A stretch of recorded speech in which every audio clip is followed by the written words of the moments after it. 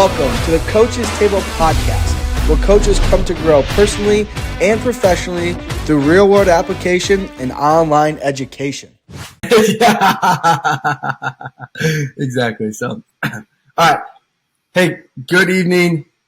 I have a very special guest on today, one that has actually laid the foundation, laid the framework for me to be a strength and conditioning coach. The reason why I became a strength and conditioning coach was because of this man and the relationship that we had and still have. And I think that's extremely important.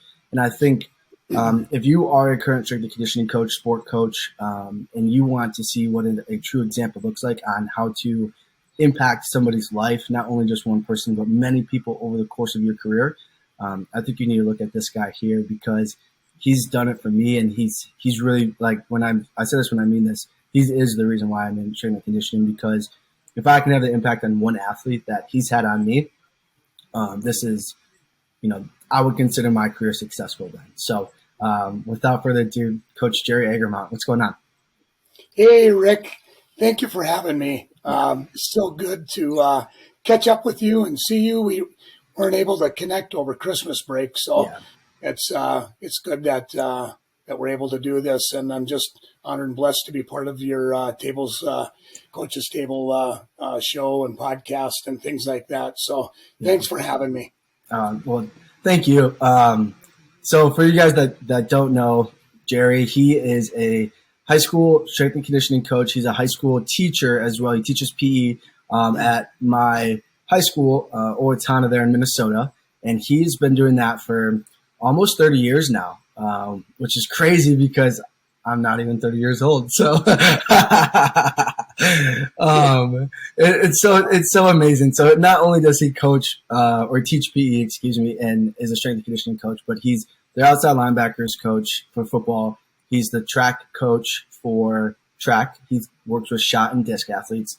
And he has produced, oh my goodness, how many state champions for football and track. And it's unbelievable. I don't know how many because I think there's too many to count. So he's just produced monsters in football, basketball, track.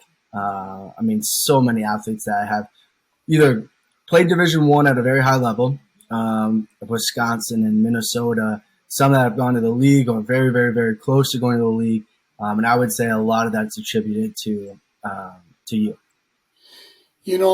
Ricky, I think back and I look at all the great years that you and I were able to train and spend time together, and all the kids that have come through my door, over these 30 years, just finishing up my 25th year in Owatonna, and then I was 5 years in Grand Forks at Red River High School. I've been so blessed to work with such amazing, athletes and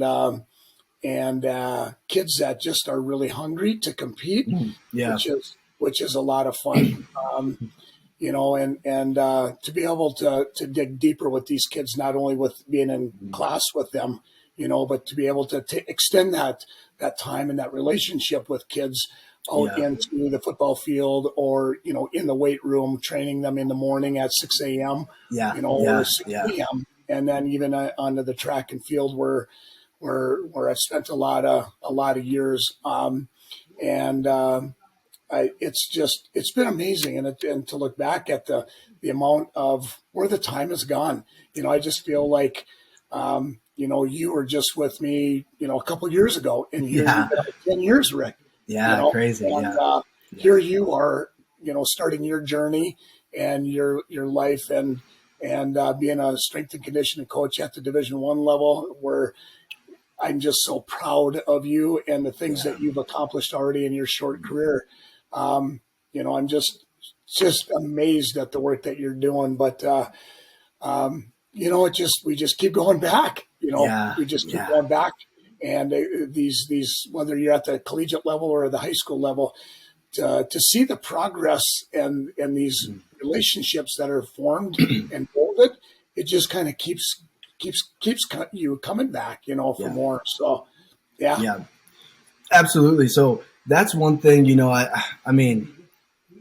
I think that's one thing that every strength coach or coach in general wants, right? Like, yeah, we want them to be better at their sport. We want them to get bigger, stronger, faster. We want them to jump higher. We want them to do all that things. But,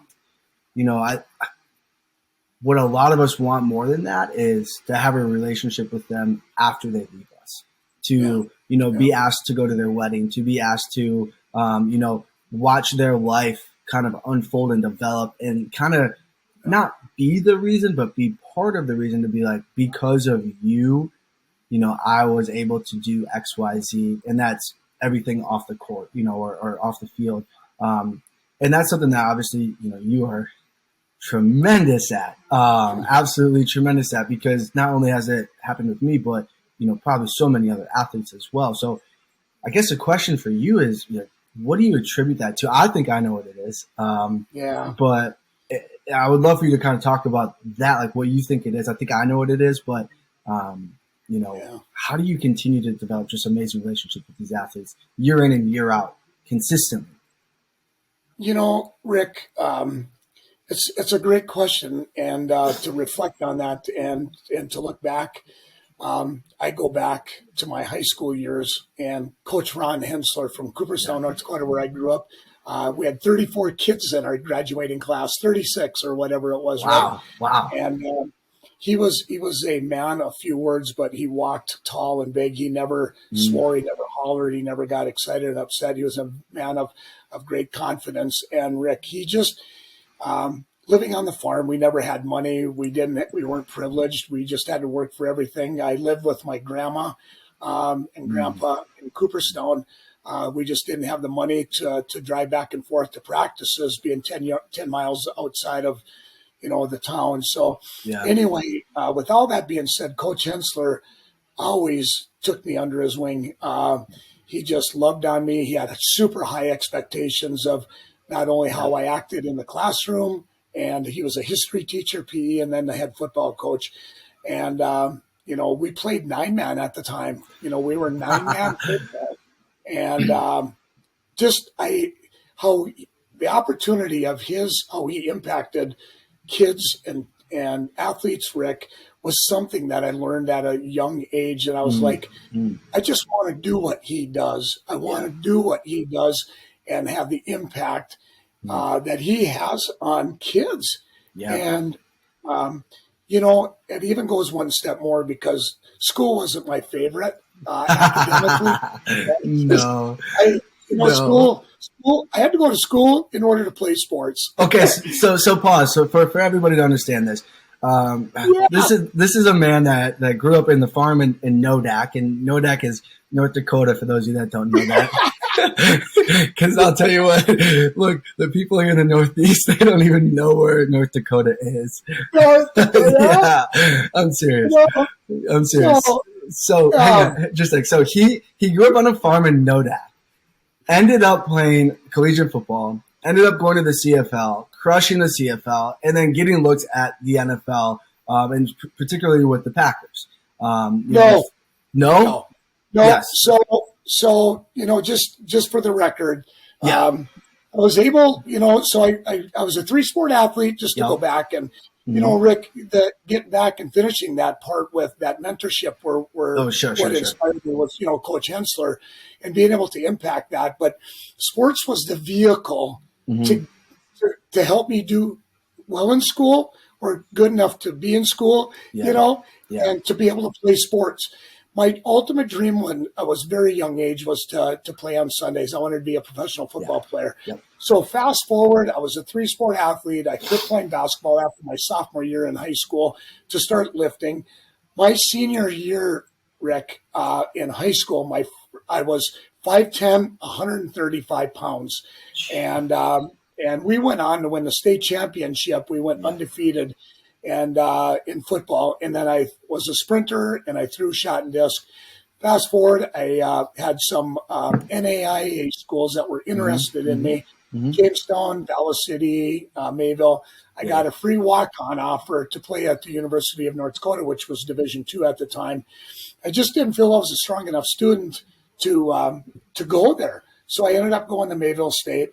And the second person in my life who mentored me, who took me under his wing, was Coach Jim LeClaire, who played 12 years in the NFL and 2 years in the USFL. And Coach LeClaire took me under his wing, and I played for a man of great character, integrity, a man of God.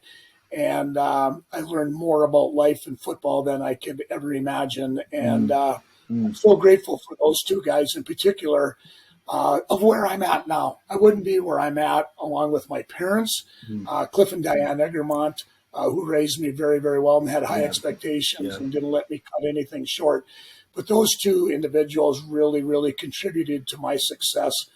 And then I finished my collegiate year. I played 3 years in the backfield, and then my last year they moved me over to defense. I played linebacker, and I was really proud. I really had a good career, and I thought I was done, playing. And Coach LeClaire called me into his office, and there was some CFL teams that were interested in me. So I was fortunate enough to have a couple tryouts in the CFL with Toronto and Winnipeg Blue Bombers. So. Yeah. And you had a successful career in the CFL. Let's not cut that short. Yes, you did. Okay. Hang on. Okay. Well, this is the point that I'm making. Okay. So I heard something. This was a long time ago, and I think it's the dream that we think we should have. A lot of times is the one that we shouldn't have. And what I mean by that is, everybody has the dream to play on Sundays. And I agree with that because I, at one point, had the dream to do that as well. But then you come to the realization that at times, maybe that dream is not what your skills and what your gifts are best used for.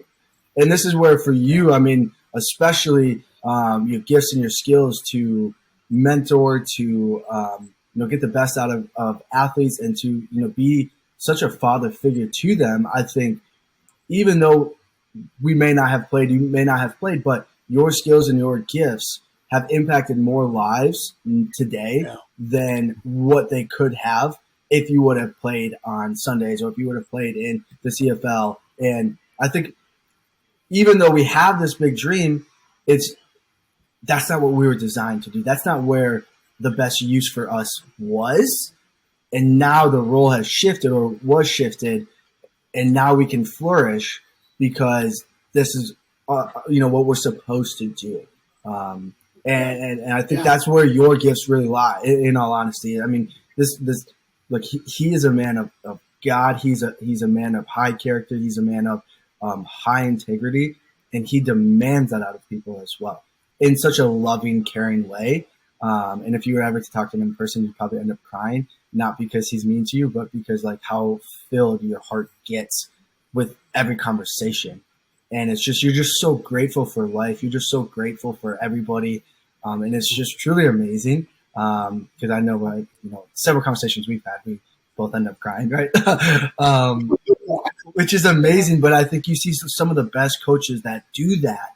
And it's not fake. It's so authentic. You're so filled up and you're so this is real that you just can't help but cry for the beauty of it, Yeah. With that, Rick, I completely agree with you. When I didn't make it, and I was hurt, I was crushed. I trained at the highest level. I didn't take drugs because, at the time, Wendy and I were married fresh out of college, and I was going through my tryouts. We were married, and it was okay, I didn't make it, with Toronto or with Winnipeg and Hamilton. I never heard back from them, which was fine. But after that, I didn't feel the urge I wanted to, but I was in a position, Rick, to take care of my wife. Yep. And I needed to do that. So I turned the page, I shifted, I pivoted, and I'm I just want to coach and I want to teach, and I want to be around young women and young men and help them become the best and have opportunity that I have had through maybe the athletic arena to encourage them to get through school, because there's kids out there that may not like school. And I didn't like school, and I had to like school, and I had to learn how to study and do all those things. Right. And I know sports was that vehicle to get me through college, to get me to study, to get my master's. But had I not learned all that from Coach Ensler and Coach LeClaire, and then having that drive, I would have never met the Ricky Pratts of the world. And Rick, I just yeah. You're super, super important to me, and you always will be. And I've been so blessed to have the Rick Pratts of the world, where I've developed those relationships, and I would have never had that, plan. And God knew my path, and He wanted to put me in that path to be able to grow alongside young men and young women. And I'm just super blessed, and I still have that fire to be able to help kids work hard, be of high character and high integrity, and I won't settle for anything less. I'm still that old school. I love that. Now, I love that. I really do. And here's where, I think your gift is tremendous. Is because you are such a man of God, and we've had so many conversations about it over the years. But you've helped me in times, when life was I couldn't say light out, in times where it was as dark could get, right? But it wasn't always like that for you, right? So not right, exactly. It's not like you were. And I mean this in the most respectful way. It's not like you were perfect from the jump, right? You encountered trials and tribulations just like everybody else did, whether it was, fighting, whether it was, it doesn't matter. But the point that I'm saying, the point that I'm making, is for everybody that's listening is, regardless of where you're at, you still have the gift that you can impact people. And you still have a Father that loves you, and you still have a God that loves you, no matter where you're at in your life and no matter how dark days are. And you have people that are very similar to this man that would take you under your wing, forgive you for who you are or for the sins that you've had, and for the mistakes that you've made, and still say, I love you. You are special. You mean something. And you're important to not only me, but to everybody else around you.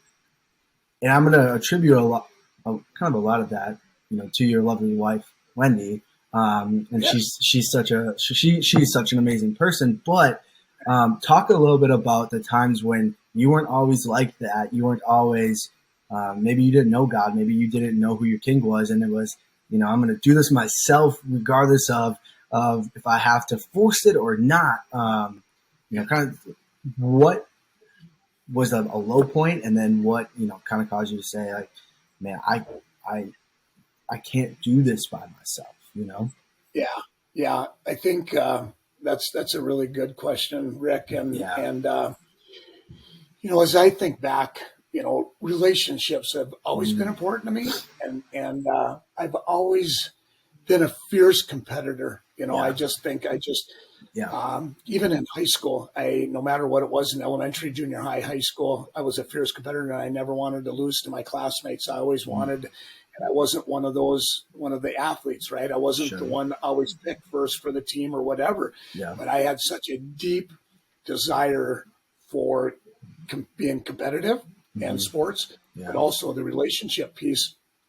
So growing up, my mom and dad would, always encourage me. They attended, all the games and always to be, polite, hardworking, and be a great teammate, and all of that. And as I went into college, it became a lot about me. It was like I had personal goals of playing on Sundays or whatever, playing professional. And I went in and I was like, I'm going to prove a point. I'm going to get big and strong. I never take drugs, but that piece became really hard, where it was all about me and I want to prove something. And the relationship piece was difficult, and with a lot of my teammates, because I came across probably in an abrasive way. And like, look at me, here's what I'm doing, look what's going on in the weight room, look at the weight I'm moving. You know what I'm saying? Yep. It wasn't good. I had a really good time. I had great teammates. A lot of them were in my wedding, and that sort of thing. But until I turned the page with the professional piece, and then things kind of changed when I started teaching and coaching, and I really tried to understand how my purpose was different.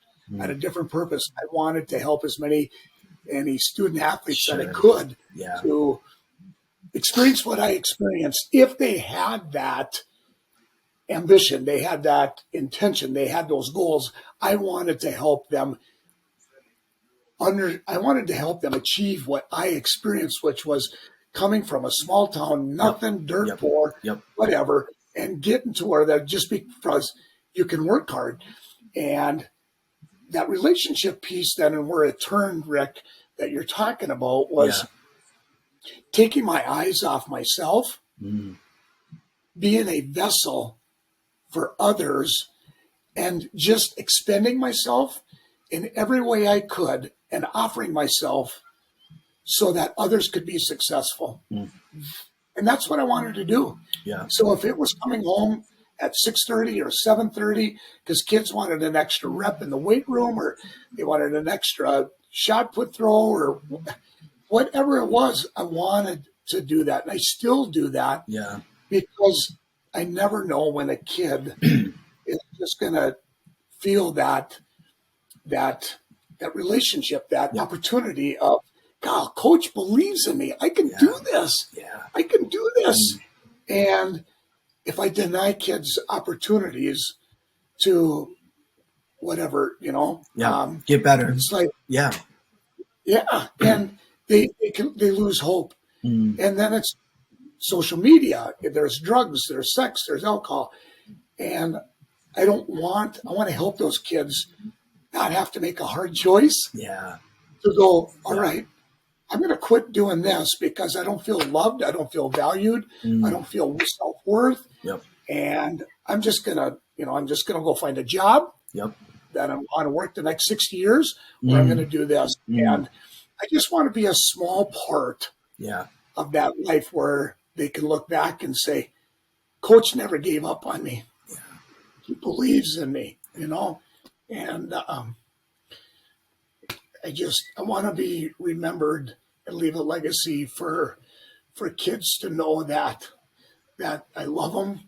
I have high expectations. There's a certain way to, act and behave, and that I never give up. I mean, I got after one of my student athletes today because they didn't put the foam roller back in the right spot in the weight room because he had borrowed it to a kid, and I've lost 3 foam rollers already, $300 worth of foam rollers. And I got after him like, no, that's not what you do. You put it back where you find it. And he got upset with that. So we had to have a meeting out in the hallway today. But the biggest piece, are we still good? The biggest turn, I think, though, Rick, and is in 2010. Lindsay, our oldest daughter, led us to the Lord. In 2010, Lindsay, it was from a very, very young age, loved the Lord, and she was on fire for Jesus. And we went to church. We did all kind of the churchy things, but I never had a relationship with the Lord. And in 2010, we went to a Holy Spirit conference up in the cities in August. And that's where my wife, Wendy, and our youngest daughter, Maddie, and myself, all three different nights, came to the Lord, and we gave our life to the Lord. And we're still broken and sinful, but I have a relationship with the Lord. And since then, Rick, I really believe my relationship with my colleagues, with the teachers, my coaches, it still is never perfect because we're all sinful, and we all have different ideas, and we're passionate about different things. And my relationship, even with my student athletes, I look through a different lens of how I navigate relationships versus more of like, this is it. I mean, that military, just like, this is it when I talk, this, where now it's like, tell me more about how you're feeling or whatever, to build and forge and meld a relationship so I can dig deeper into their life. And since 2010, 20, it'll be 20 or 13 years, 13 years ago this August, life has been substantially different for me and my family. And again, like I said, I'm not perfect, but it's really opened my eyes, and you get to be a part of that when before you graduated, and yeah, we just had so many awesome talks and workouts and practices together. I think, 13 years ago from today, your life is different. Your kids are absolutely wonderful. And for those of you that don't know, and I'm going to assume nobody does, but Lindsay then went and did mission trips for years in different countries where they lived in different countries, and they adopted one or two kids now, two now, yeah, right? Yeah. Yeah. Yeah. Amari and Emmanuel. And oh my gosh, they're so sweet. Yeah. So life it's just so amazing because, what you were saying is you just want to be a small part of student athletes' lives, and to help them use, sport as a vehicle to be the best version of themselves and to accomplish the things that they want to accomplish. But at the same time, we hold really high standards. We treat everybody with respect. We talk with respect to everybody. We, do things the right way. And then we work our tail off.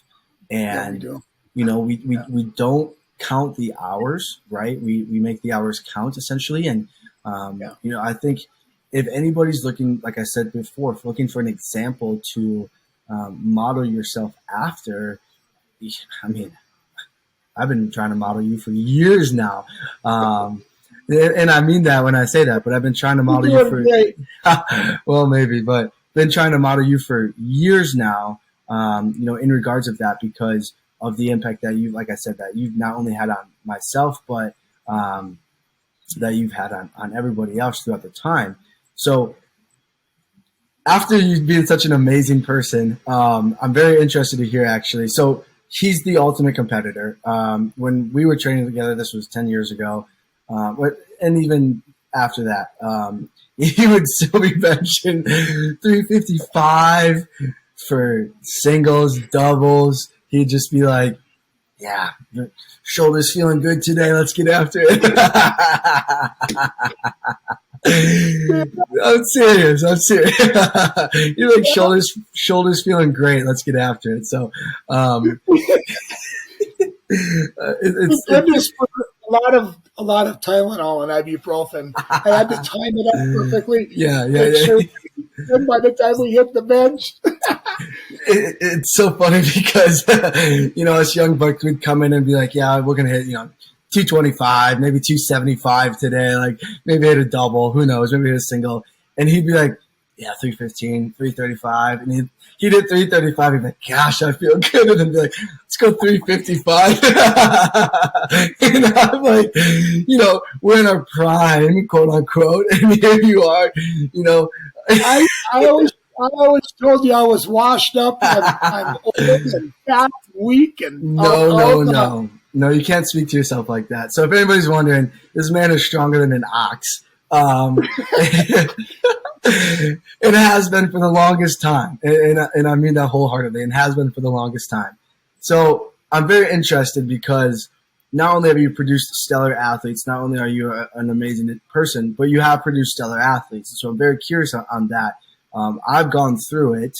The sports performance world has shifted and changed. There's been, light shed on other things throughout that time period. But, when you look at a training program for, I guess, any sport, or you can pick the sport, whether it's football or track, what are things that you are looking to address to say, okay, this is what this athlete needs, or these groups or these teams, to help them be better, to help them, performance-wise, to help them, injury reduction-wise, you have 30 years of knowledge in this.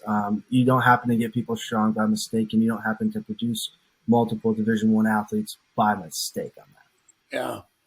Yeah. Rick, as you know, it's so complicated Yeah. at the high school level. Yeah.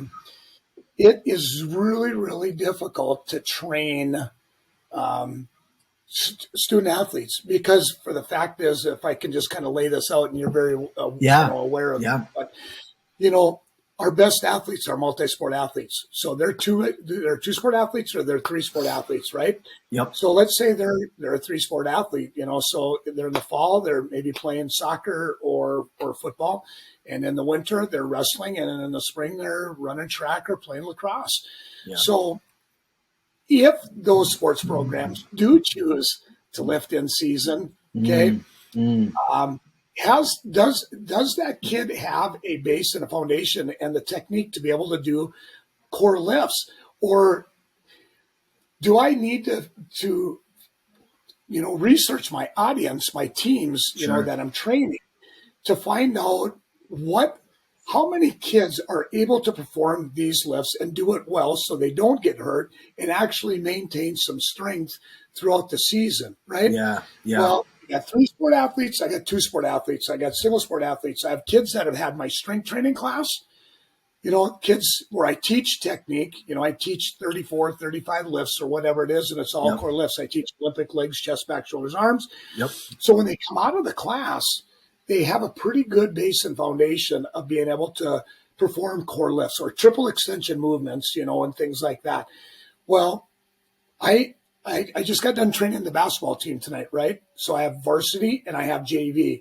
Well, I have kids that have never been in strength training. I have kids that have never lifted with me in the summer. And I have this huge discrepancy from kids that have, seniors that have squatted. I have kids that can back squat. I have kids that can't back squat, so they front squat. And so what can we get good at? What can I do with the time that I have them? And to make sure that we can maintain some strength flexibility, keep them healthy, keep them competitive on the court or on the field. And so I come up with, exercises in a 30-minute window right now, or in season is all 30-minute windows. Yeah. And I can do one circuit or two circuits, but I try to hit these core lifts that 90%, 80%, 85% of the kids can execute. Yeah. And the kids that can't. So if I have a kid that can't squat, they'll do a goblet, a kettlebell goblet squat. Yeah. Or whatever. I can't put a bar on their neck, front or back, if they can't squat and move their own body weight. And I have kids, student athletes, that they can't handle their body weight. Why should I load them up and set them up for failure? Yep. So I tell you what, it's the biggest challenge is to be able to help that group, those student athletes that just don't have much experience, Yeah. So it's really, really difficult because, you look at you, being at where you're at, Yeah. Division I, top of the line, elite basketball players, Rick, that come through your door. They know how to, they know how to jump, they know how to catch, they know how to squat, they know how to move. And it's fun. It's exciting. And to be able to challenge them to another level, right? Yeah. Yeah. I mean, so yes. Yeah. It 100%. And I want to shed a lot of light on what high school strength and conditioning coaches do, because you take, several athletes that may not have any coordination. They've never trained before. They don't want to touch a barbell because they're scared of it. Let alone, put one of those big 45-pound plates on it. Like that would be super scary, right? And then you see, they see stuff online, whether it's of people getting injured, whether it's, whatever the case may be, or they see an Olympic movement, or they walk in and, there's big football players cleaning 275 pounds, and they're like, I'm not doing that. So you have to, high school strength coaches have to meet them where they're at. And I think you do such a great job of that. And that's whether that's, progression and regression, whether that's just having a mannerism about you that's approachable. And that's, just like, hey, I'm not going to put, square peg in a round hole. Like Right. if we can't have you, if you can't do a bodyweight squat, then you know what? We're not going to load you. Common sense prevails. Yeah. And I think a lot of times we get so, because like you said earlier, it's not about you. And so I think a lot of times what happens is coaches at times will be like, well, this is what we are going to do. It's like, well, what if we can't do that? And they're like, well, that's what we're going to do. And it's like, well, what if we can't do that? Right. Rather than, having the adaptability component to it where it's like, okay, cool, fine, let's do something else. We'll get there eventually, but for now, let's do this. And then speaking of the collegiate aspect, at times it's very nice to have athletes that have great strength coaches that come in and we can hit the ground running and go. But you'd be very surprised as well at the amount of college athletes that don't have the prerequisites. Now they're a little bit more coordinated. Yeah, they're a little bit more coordinated, because they've been doing it for 4 more years. You'd be also amazed how many of them have a very low training age. They would train maybe once a week or something that they've done it for the past year because they were a junior and they knew that they were going to go to college, so they started training or something like that. But but then a lot of them do come in and they have great coordination, and you could say, cool, we can hit the ground running. But what we do a lot of times, in all honesty, is the first year, at least how I do it, is I essentially re-groove them for the whole first year. Especially my freshmen. Like I'll break them up. Freshmen are on completely different cards than everybody else. And I take a very a 1x20 approach with them. So, they do one set of an exercise for 20 reps. And if they can get 23 reps, awesome. If they can only get 18, awesome. But I'm so much more concerned over the quality of the reps and the quantity of the reps. And just to ensure that, hey, look, like you can do this body weight. And they do body weight program for like the first 6 to 8 weeks out of 1x20. And it's push-ups, pull-ups, squats, reverse lunges, lateral lunges, things of that nature. And then you'll add a tempo and stuff like that. But they do that for the first 6 to 8 weeks. And I tell you what, they feel good. They get strong. And I'm like, okay, I now feel competent enough that if I'm going to put a bar on your back, or if I'm going to front squat you or reverse lunge you with a bar, that we can do that. Now, I will go into dumbbells first, 1 dumbbell, then 2 dumbbells and stuff of that nature. So a lot of them, especially for my freshman athletes, they won't touch a bar for, I don't know, almost 3 months. I mean, legitimately, if not longer. Just because I want to ensure everything's right. Yeah. And I think, as far as a strength coach, Rick, that's the approach that we have to take. And your athletes are so much at a higher level, and there's even that much more riding on the line because you have scholarship money and those types of things. Yeah. You really need to be in tune to those athletes and really put them under the microscope. Yep. I do as well, but my time is so short. It's just so short with them. Yeah. I really think, though, we've turned a corner. We're trying to, with our programs, we're trying to get them to buy in all programs. Because the key is, some kids just don't have an off season till summer. They just don't. But if you take away 2 seasons, so say if they're not lifting, Rick, in the fall or in the spring, they lift in the winter during wrestling or basketball.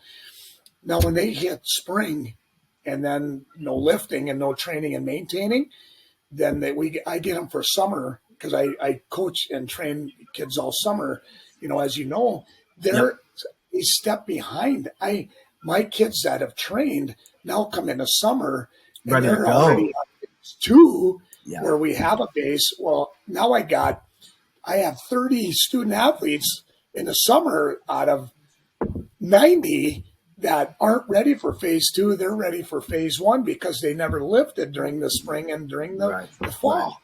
Right. So it's getting these programs and these coaches and the teams to jump on board and to just give me 2 days a week. Yep. Just 2 days a week to maintain, and we can keep it's not volume. We can just maintain some strength throughout that, and so that these kids have a chance. My philosophy, Rick, as you know, is it's our job as coaches to move that student athlete to the next program in the best shape possible. You know, your kids, they play basketball. That's all they do, which is fantastic, right? Yep. So year after year. But when you played football, Yep. my job, Rick, was to take you into winter, you know, and have you ready at the winter season like all these others, and then to get you ready, prepared, lift, train, Right. and then take you into spring Yep. so that you're ready for track, so that you throw very well shot and discus, right? Right. It behooves kids that programs don't do that and look as the total athlete. And I think that's not fair to the kids. Yeah. That we, whether programs or whatever it is, you take that opportunity away from kids to make sure they're ready for the next sport. So how do you combat that? Because we still struggle with that in the collegiate sector as well. So, you know, full disclosure, there's athletes, teams, universities in the collegiate sector that still do not train in season. A lot of them actually still barely train in the off season. And when I say that, it's maybe a 2 times a week thing, or, you know, in season, I know coaches that are lucky if they see their athletes once every 2 weeks in season. It's unbelievable. It's unbelievable to me as well. And it's crazy because when we break it down, we look at it, the in season is typically a lot of times the longest period that you have them there for anyways, right? Correct. The summertime, they're going on summer vacation. For me, they're in college, so they're going back home. For you, they're going out summer vacation with their families, going to a lake house, doing whatever they want to do in the summertime. The springtime, you know, you got that spring break that's there. They're all gone. And then come back in the fall, and whether you're playing a fall sport or whatever the case may be, you know, you're back in it, but then you haven't been training. You haven't trained at all, let alone the demands of the sport are increasing, whether it's with speed, whether it's with the amount of change of directions, deceleration, because kids are getting stronger. So if they're not training, we're putting them at such a severe risk for injury.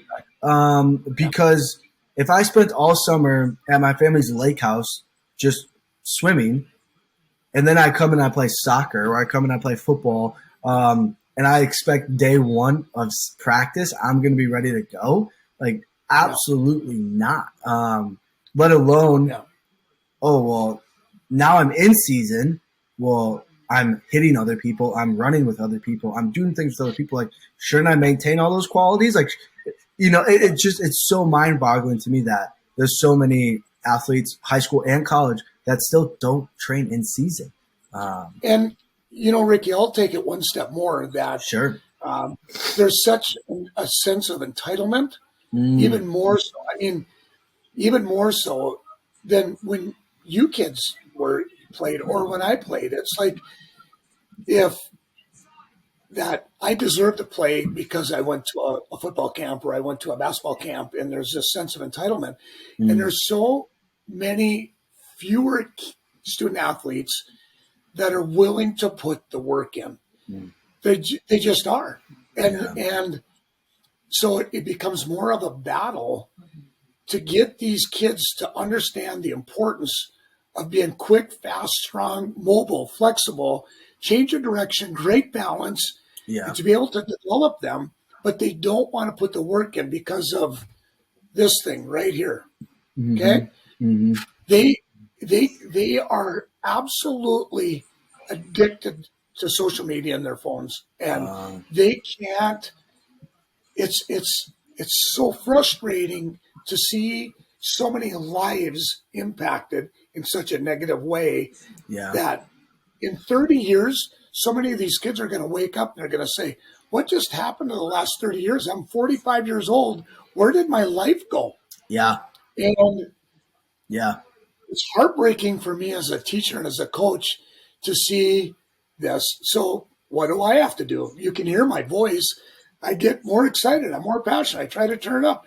I'm trying to excite kids and help them understand life is short. You have just a short time in high school to play. But there is a group of kids that are willing to work hard, and there's just less of them. Sure. But you know what? Everyone wants to be great. Everyone wants to be good, and very few are willing to put the work in. And so on a basketball team, there's 5 on the court. 1 out of those 5 starters has been lifting and training. Yeah. And you know what I'm saying? Yeah. Yeah. And they wonder why they, or whatever, they just never get to the next level. We can't do that because they just maybe don't buy in and understand the importance of of lifting and training and being a total athlete and being a total teammate. Yeah. It's really interesting to me because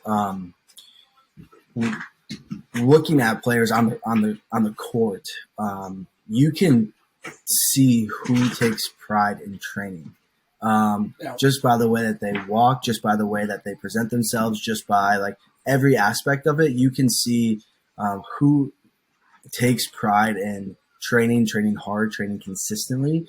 And one of the things that with teams that I was fortunate enough to work with TCU in their football program, which was awesome. And they had a really good season this past year. But one of the things that they did so well was they trained consistently in season on Sundays after game days, which was great.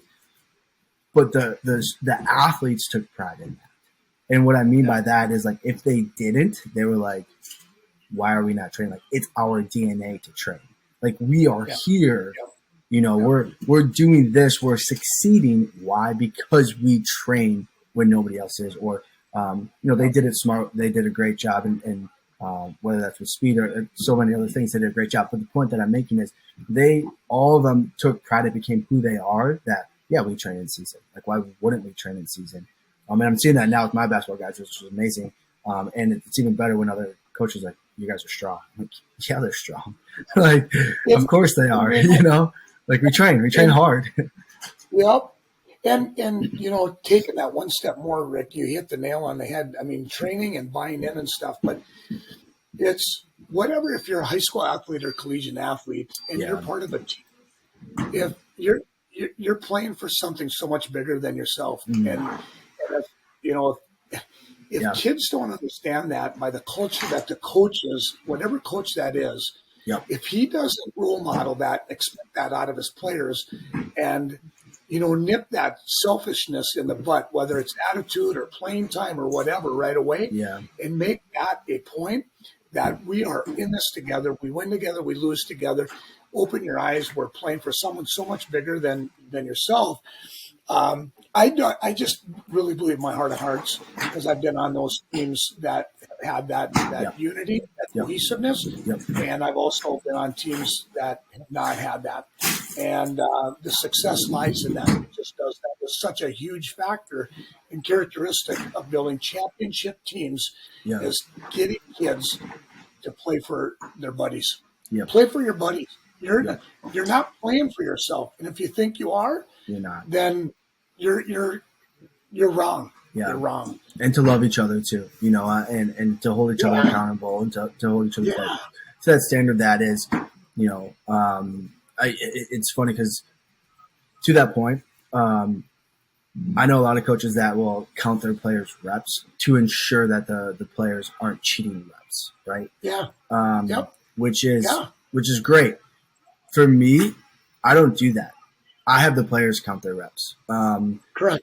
Because then are you going to hold them accountable? Yes or no?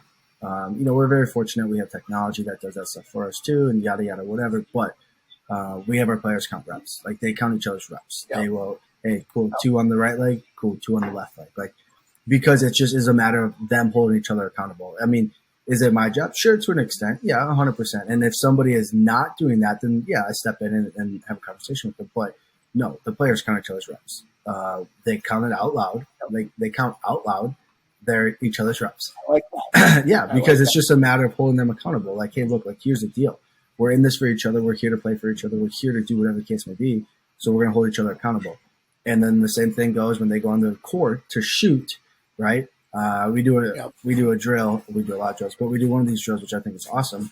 And it's like a 2-minute drill. So how many 3-pointers can they make in 2 minutes? They have to go to certain spots and stuff.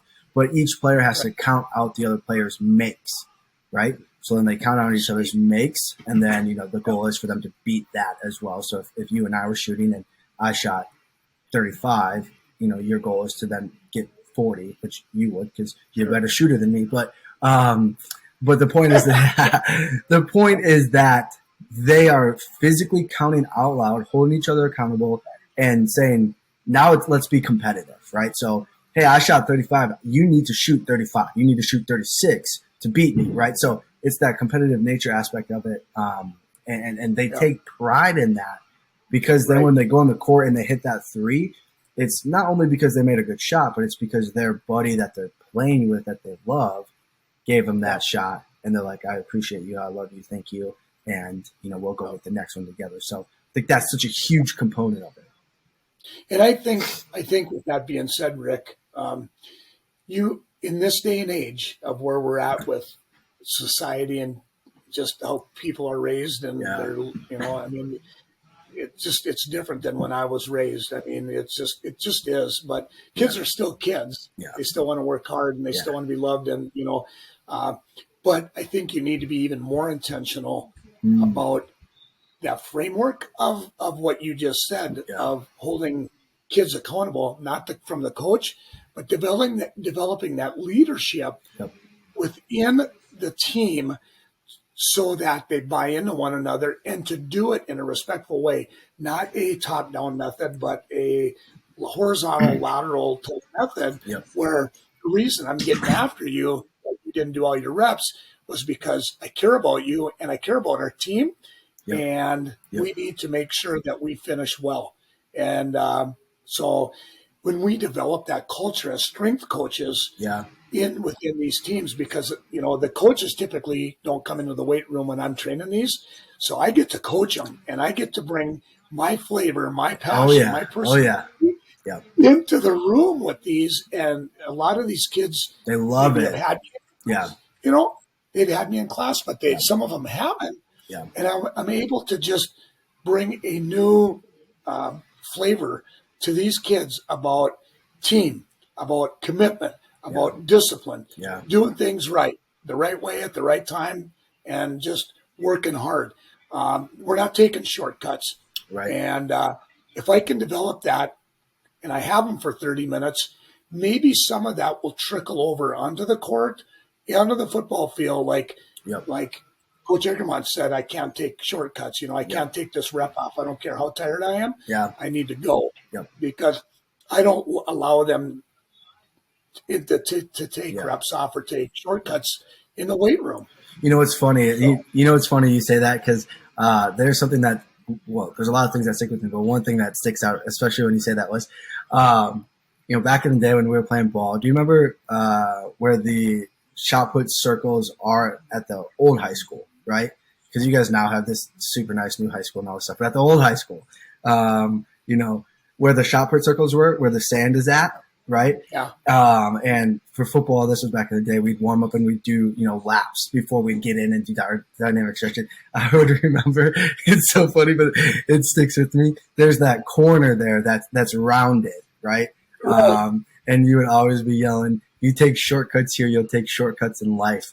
And because everybody would round it. Literally everybody. Sure they would. Everybody would round it. And it was so funny because where that's located, to give you guys a better idea of this, is it's not out of the view, but it's away from everybody else. A lot of times when we were doing this, the coaches were kind of just talking amongst themselves, not essentially paying attention.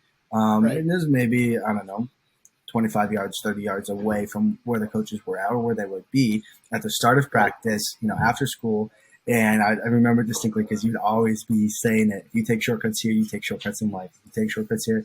And during the time, everybody would kind of make fun of it and like, yeah, whatever. But what you're saying is so true.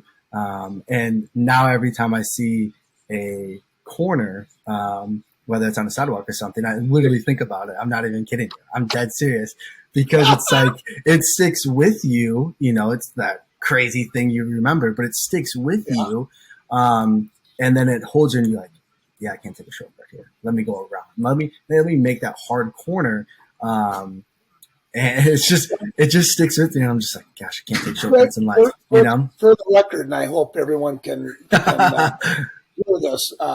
Rick, you are, out of the, I don't know, I'm just going to guess hundreds of thousands of kids that have come through my door, student athletes. And Rick, I've probably in my top 3, top 2 of all time, the most committed, disciplined, motivated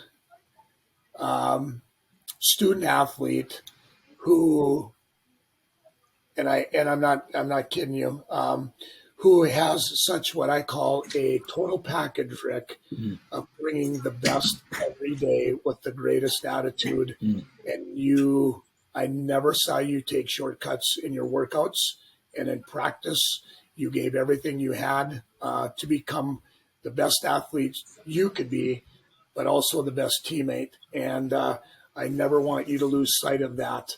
And that's why I really believe in my heart of hearts that you are in the position that you are in, that you have a tremendous upside of your character and your integrity, and you know the importance of not taking shortcuts, and you're not going to allow your athletes to do the same because you want them to finish well and experience well. And because you did that, that's how you operated, Rick. Yeah. You operated that way of doing. There was only one way you know how to do it, and it was doing it the right way. Yeah. And that's why you're in the position that you're in, and you have the credentials and the resume that you do because of the discipline and motivation, Rick. I am beyond excited and proud of you, of what you're doing and where you're at. And you have no idea. And to see where God is going to lead you and take you is going to be absolutely beautiful. And I just want to be a small part of that. Maybe I could be a volunteer for you. Oh, stop. Maybe I could load the chalk bins with chalk or something. With the things that you're going to do. That's about the qualifications I have at your level. I'll tell you. No, stop. That's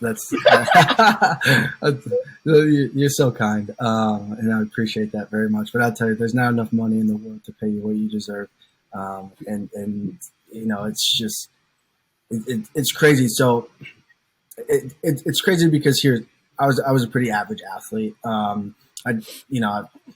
I was 5'8", 9, 10, with a bum knee and stuff. But here's the thing that I never let that stop me. If I'm going to toot my own horn for 1 second, and I still don't. You know what? It's funny. I still take pride, even now, 3 knee surgeries later, with no meniscus and arthritis, and can't hardly bend it past 90 degrees. I'll still out squat anybody. I'll still jump almost 30 inches. I mean, is that impressive? Yeah. No, but do I let it stop me? No. It's so funny. I just listen to so many athletes at times, and they'll have excuses. Oh, this isn't feeling good today. Cool. Well, guess what?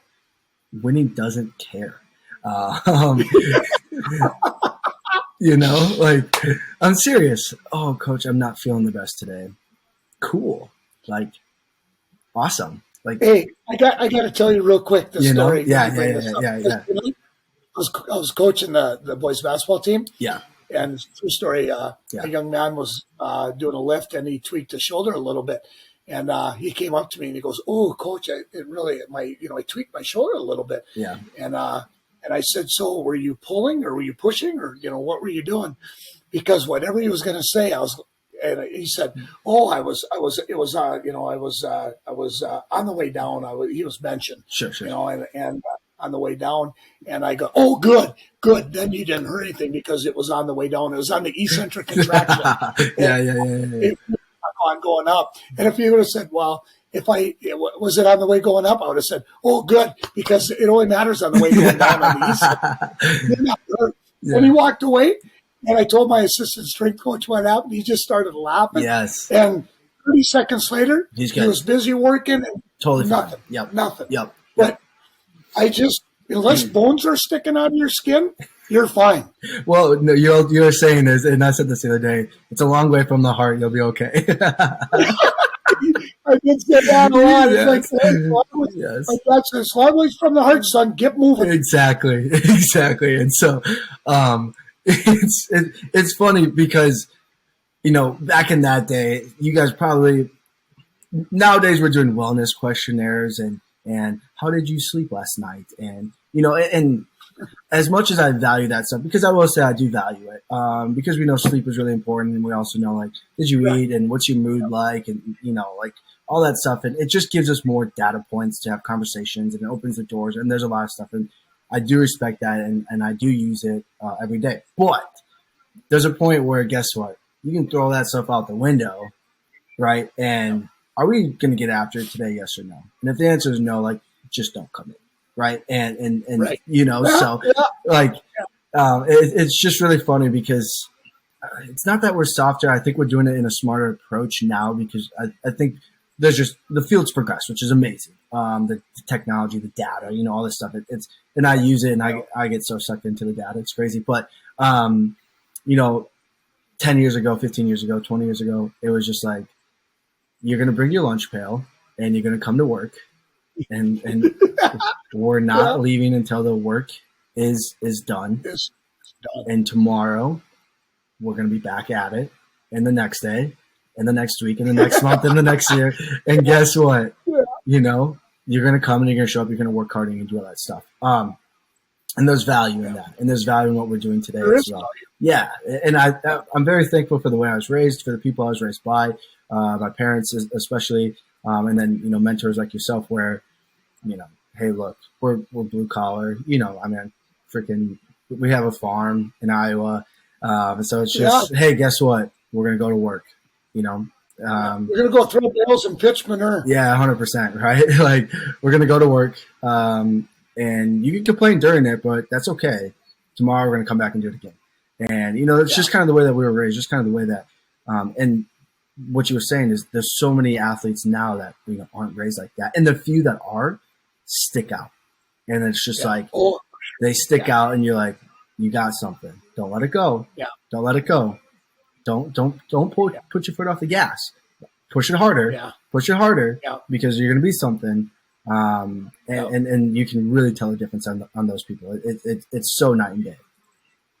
Yeah, and you just hope with those kids, Rick, that it spreads to other kids, and they see what those kids are doing, and they want to be a part of that. But being a part of that requires work. It requires effort. It requires discipline and commitment. And if you're willing to do that, that's fine. But we hope that you see that these kids that are putting in the work, and I'm really thankful. I have a lot of kids that are putting in the work, and there's other kids that want to be a part of that. And it's like, all right, bring your lunch pail, baby, because we're going to go to work. We're going to roll up your sleeves. Here's what's going to be asked of you. And here it is. If you're going to do this, you're going to stick it out. You're not going to quit. Right. That commitment piece. And I just think so often in this day and age, there's less commitment, with that. And I want to be a part of these kids' lives of understanding a commitment to a sport, not quitting, commitment to lifting, whatever it is, because if you are so blessed someday, to be married, to have kids, that's a commitment. And you better learn or have experience that you can draw back to where things are really hard and difficult. And I was sweating and I was crying and I was bleeding. I'm in football practice or I'm in the weight room, but I just kept persevering. People believed in me. I had community who encouraged me. So when things are tough in life, things are tough. What is it? Hopefully those things transfer over into everyday life so that they're being a husband, if they're a husband, they're a father, whatever it may be, that they're going to be better of that when it really counts, right? When it really matters, because that's when it really matters. Sports is just a small part of their life, but the things that we can teach these kids, Rick, at the collegiate level, the high school level, can we help them? Because that's my ultimate goal. Can they be a responsible young adult that's going to contribute to society and be a man or be a young lady and be responsible and trustworthy and honest and be the best they can be, you know? Yeah, exactly. And I don't think that leaves even in the college sector, because when my athletes get done being a college athlete, they're 22, 23, Right. 24, maybe 25 at the latest, depends, right? Like how many years they've said. No, I'm just kidding. Senior. But the point that I'm making, and to your point as well, is they're 22 years old, 23 years old. Like, you're so young. Heck, I'm 28 and I feel young, and I am, right? And it's just like, what we're utilizing is the vehicle of sports, the vehicle of training, the vehicle of working hard, the life lessons to say, these are going to carry you for the next 40, 50, 60 years, or unfortunately, however long you live, on this earth. Maybe it's less, unfortunately, right? But if you don't learn this, if you don't understand this, you're going to struggle in life. You're going to struggle in relationships. You're going to struggle with your finances. You're going to struggle with everything. Like, Correct. Yeah. Everything gets hard then.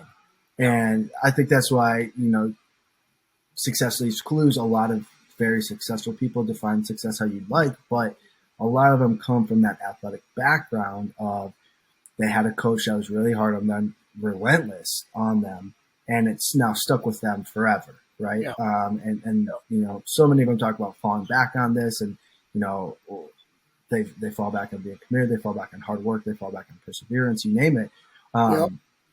It's just so wild, so crazy to me. So I guess another question that I have in this dichotomy actually is, okay, so we have a handful of athletes that are super committed. We know this, we see this, they show us this day in and day out.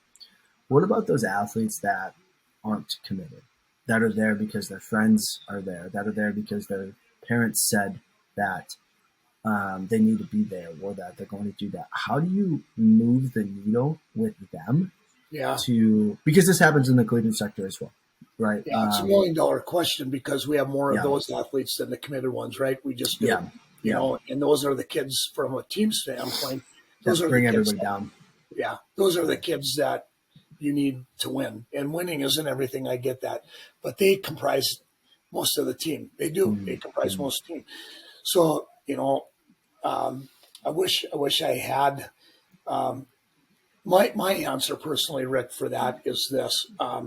Can I somehow, through summer training, in-season training, can I, in class, can I connect with them and give them hope, and then kind of paint a picture for them of their potential? You know how I teach. Yep. Like, there's kids that don't believe they can do, 50 push-ups or whatever we're doing, 20 push-ups. They're like, no way. But it's like, we're doing these and you can do them, and don't you think you can't? And just to be overcomers. Be an overcomer, and then get them to believe and have success in something. Then we'll lead them to something better and bigger of what we're doing. And then they go, hey, I trust Coach Eggermont. I trust Coach Pratt. And he's helping me because I'm experiencing this. He isn't judging me. He isn't giving up on me. He is helping me. And it's some little baby step to get them to start believing that they can do it. They experience it. I have kids going, I never thought I could do that. And it's like, absolutely you couldn't, but I'm not giving up on you. I believe more in you than you do in yourself, but that's why I get paid. But that's also why I get after you, and I'm not going to let you give up. I'm not letting you give up. Right. But if we can, so my answer for that is, can I provide enough opportunity for those kids to feel success, then to jump to something next that's bigger and maybe and better, more of a commitment to what they're doing. And it might be something small, but it's me saying, hey, you got that? And I slap on the rear end. I'm like, Yeah. hey, you can't do this. Yeah. And they walk away, they go home, and they tell mom and dad, it's like, Yeah. hey, I benched 95 pounds today. I can't believe it. Coach, and then they come back. Yep. You know, Yep. I'm such a believer, and I think how I was raised Yeah. was to encourage and to motivate. Yeah. And there's going to be something so much greater than they are. Mm. And even if they don't accomplish what they want, they're still going to be better than where they were at, right? Yeah. Yeah. They yeah. are. Yeah. And I think you do such a great example of that with your example of how excited you get, right? Like if you're watching, and if you're not, if you're just listening, if you're watching and you literally saw him almost jump out of his chair, that's not fake. That happens all the time, right? But I mean that because here's the thing, right? Is how many people get that excited for somebody in life? And it's not very many, right? So when they have one person who is just so excited, you know, about whatever the case may be, it's benching 95 pounds, it's doing 50 push-ups, it's doing my first pull-up, right? They get so excited, they're like, well, heck yeah, I got to come back. And I think that's the problem. We don't get excited enough for people, right? And you see this. Hey, somebody's starting a business. Well, go buy from them. And they're like, nah, no, I'm going to go to Amazon or fill in some other. Why? Like, this dude's starting a business. Hey, go, whatever the case may be. Somebody's going to run a marathon. Oh, why would you do that? Go celebrate with them, right? I mean, you're a little crazy for running. Yeah, you're a little crazy for running a marathon, but hey, like, I'm going to be excited for you. But go be excited for that person, right? And the thing is like, we aren't providing enough people in today's world with excitement, genuine excitement over whatever it may, correct. And when you do that and you display that to somebody that is 13, 14, 15, 16, 17 years old, it might be the first time, and probably is, that somebody's like, they're really excited for me. Even if it's the most minuscule thing. Like, they're really excited for me. Why? Because they believe. We don't, and you hit the nail on the head, Rick. Society is so stifled or about trying to be excited for others and bring joy and gladness and happiness and encouragement. Yeah. I don't understand it, because all of us appreciate feeling valued for the work that we've put in and acknowledged to a certain extent. Yep. Still being humble.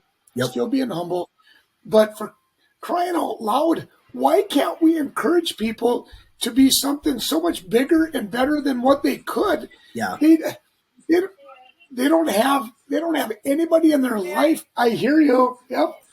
They don't have anyone in their life to encourage them to be something bigger and better. And I just it's such a missing piece to the puzzle. Of getting excited for others. Short story. One of the athletes here, a basketball guy, great guy. He very similar aspect. Love him to death. I don't know how many people have been excited for him in his life. So he's a great person. He's such a great dude.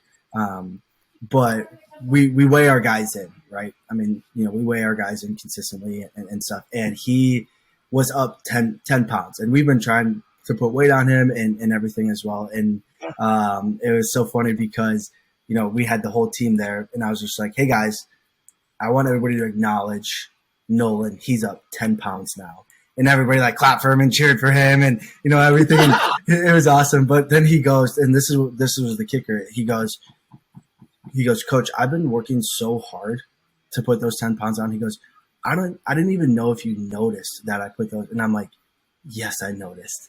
Yes, I did. I said, I pay attention to that. But I was waiting for him to hit the 10-pound mark, because 10, is a good number. Some people are like 5. I was waiting for him to hit the 10-pound mark. And then afterwards he goes, do you know how good I felt when everybody cheered for me? And I was like, yeah, brother. It's just, And it just, that's what we're called to do. We're people that we're created to be to be relational and to support and love and help one another. Yeah. Um, Yeah. and with what we do with our coaching and teaching, if we don't do that, we're remiss. We're in the wrong profession. Yeah. Because we're in the teaching and coaching profession to try to impact. The legacy that I want to leave, with kids is Coach Eggermont never gave up on me. Coach Eggermont never gave up on me. He Yeah. was fair. He was honest. He was forthright. He had high expectations, and when things didn't go very well, he still didn't give up on me. Yeah. And I never want a kid to come back and knock on my door in my office or my house, say, "Why didn't you push me harder? Yeah. Why didn't you have higher expectations for me?" I want these kids to go, "Man, Coach Eggermont has high expectations, and you better work hard, and he's going to appreciate that and all that." I never on my watch want one of my student athletes to think that I gave up on them, because I won't, or I didn't push them hard enough. Yeah. Yeah. I never want that. Yeah, absolutely. And,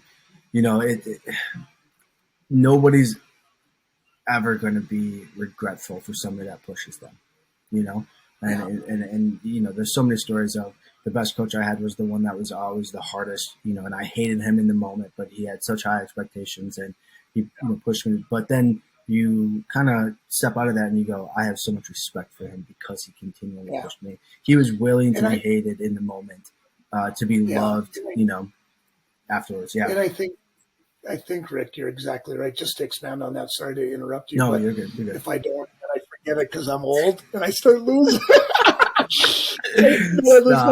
But to be able to do that, Rick, in a relationship where you can really get after kids, and then you can pat them on the rear end, pat them on the back, bring them back in, and I did it with you. I did, and I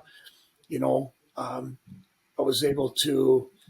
You bring, and I'm not perfect, but you bring kids back in and you put your arm around them. And I'm like, hey, listen, the reason I'm getting after you is because you are not even close to your potential.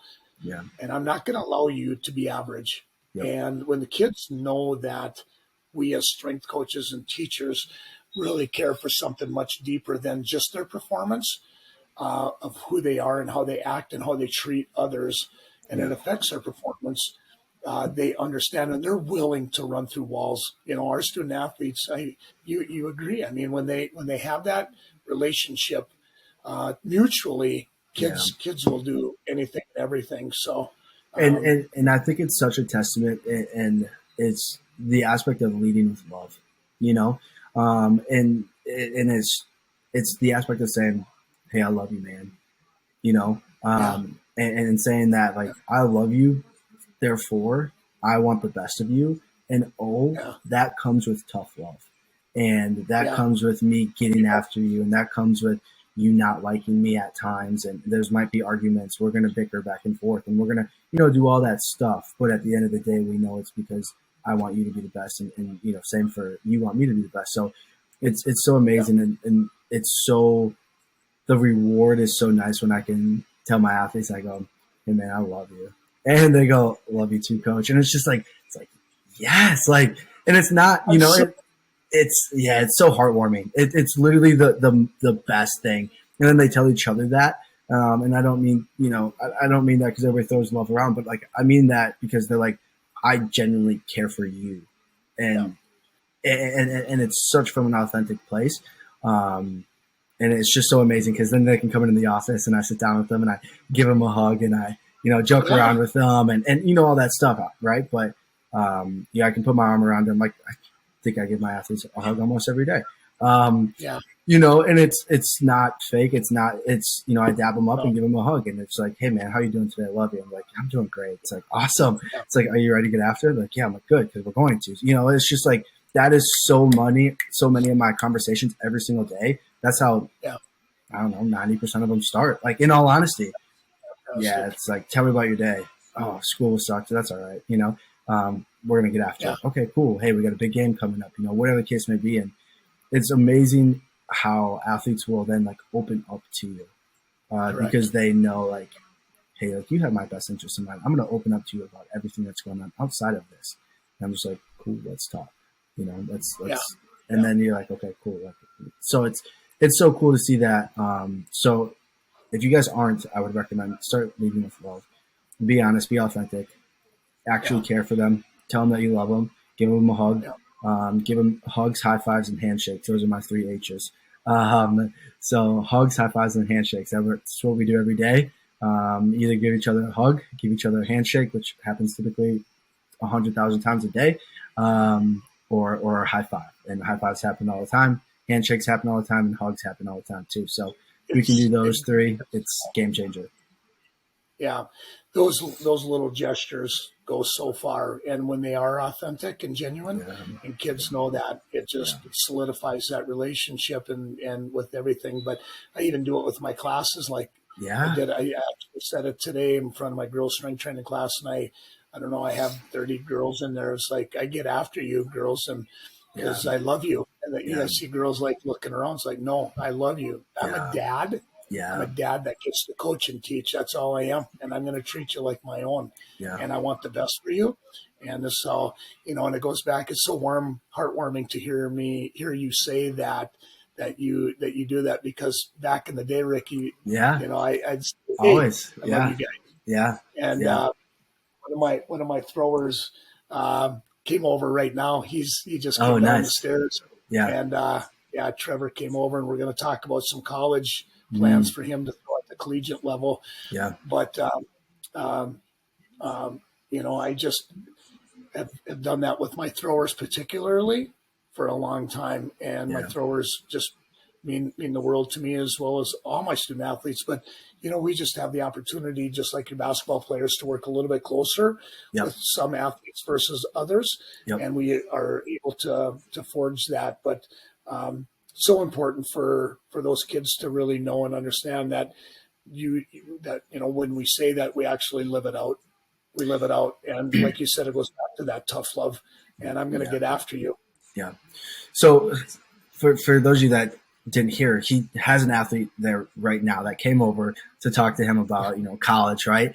And so when I'm saying this man as an example, I mean that it's a Tuesday at 8:00 where he's at 8 PM, and they're talking about, he's given his undivided attention to you guys right now, but then after this to another athlete to help him. So everything that he's saying, it's not a joke. I mean, it's happening right in front of you. So, it's so cool to see that, because the amount of times I've been over to his house and have had similar conversations, and have had, dinners and sat there and just hung out and had Bible studies and do all that stuff. It's his role never ends, as a coach, as a mentor, as a father. And it's so impactful, because here he is continuing to impact people, years and years and years and years and years and later.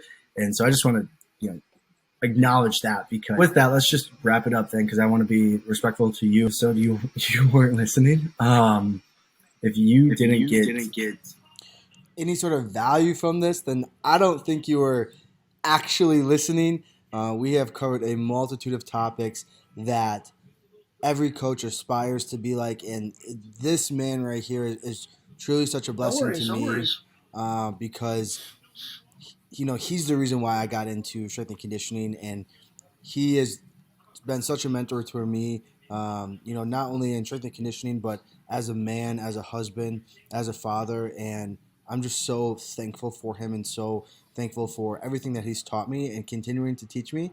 And it's truly amazing. It's always good to see you.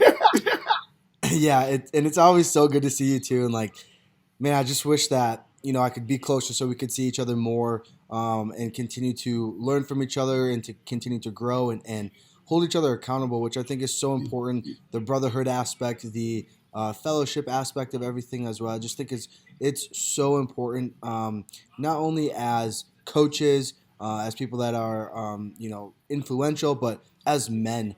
And as men of today's society, I think we need it more than anything. And I just wanted to let you know that I am so thankful for you. I am so thankful for our friendship, your mentorship, and everything that you've provided me over the years, and continuing to provide me. I just want to let you know that I love you, and I'm just so thankful and so grateful for our friendship and everything that you've taught me. I truly believe everybody needs somebody like you in their life. Rick, I'm just again honored to be on here, and it's so good to hook up with you. I miss you. I love you so much. Um, I value our relationship beyond words. You are so important to not only me. It goes so much deeper than you'll ever know, but to my family. Uh, Wendy, my daughters Madison and Lindsay, and my family is you're like family, and to see the work that you're doing, I know God has got you where He wants you, bud, and I pray that you just continue to seek His path and direction, and I'm going to leave you with this. Don't worry, I always learn from kids who um, like yourself in a very big way of helping me grow into who I've become too. And if um, you don't think I have, I've learned some many things from how you operate, who you are, and the quality of person that you are. And I'm never too old to really learn some valuable things. And you demonstrated those, Rick, at a super high level.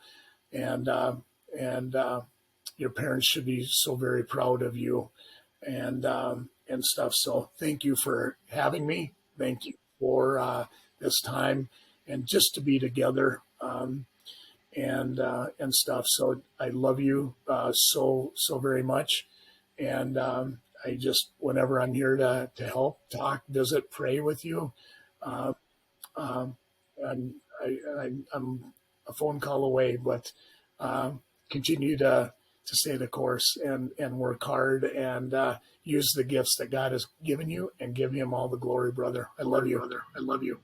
Oh, well, thank you so much. I love you too. And for those of you that don't know, he actually has an athlete at his house right now that he's going to utilize and help them get to where they want to get to. So if you're watching this, listening to this, he's actually helping athletes in real time, which is truly amazing. And that's awesome. Take care, bud.